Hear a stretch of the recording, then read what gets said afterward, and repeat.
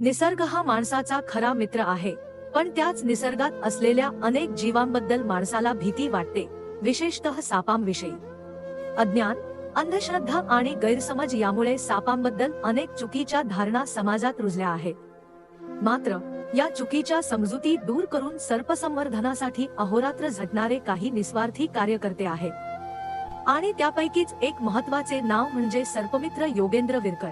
योगेंद्र विरकर हे तालुका पेण, जिल्हा रायगड येथील रहिवासी आहेत. बालपणापासूनच ना निसर्ग आणि प्राण्यांबद्दल विशेष आकर्षण होते. विशेषतः सापांविषयी समाजात असलेल्या भीतीला त्यांनी आव्हान दिले आणि स्वतःच्या ज्ञानाने व धैर्याने सर्पसंवर्धनाच्या दिशेने वाटचाल सुरू केली. योगेंद्र विरकर यांनी अनेक वर्षे सर्पमित्र म्हणून काम करत हजारो सापांचे प्राण वाचवले आहेत. गावोगावी जाऊन सापांविषयी जागृती निर्माण करणे, सर्पदंश टाळण्यासाठी मार्गदर्शन करणे, तसेच साप पकडून सुरक्षित ठिकाणी सोडणे असे अनेक महत्त्वाचे कार्य ते करत आहेत.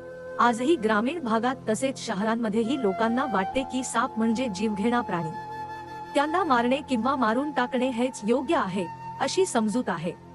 मात्र योगेंद्र विरकर हे लोकांशी संवाद साधून त्यांना सांगतात की साप हा पर्यावरणाचा महत्त्वाचा घटक आहे आणि तो मारता त्याचे रक्षण करणे गरजेचे आहे.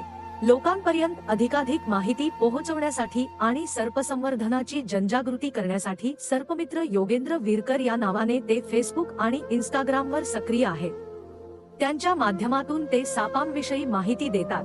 योगेंद्र विरकर यांचे कार्य फक्त साप वाचवण्यापुरते मर्यादित नाही, तर पर्यावरण संरक्षण आणि लोकशिक्षण हाही त्यांचा महत्त्वाचा उद्देश आहे. अशा सर्पमित्रांच्या कार्यामुळेच निसर्गाचा समतोल राखला जातो आणि समाजातील अंधश्रद्धा कमी होण्यास मदत होते. सर्पमित्र योगेंद्र विरकर हे फक्त सापांसाठीच नव्हे, तर समाजाच्या भल्यासाठीही कार्यरत आहेत.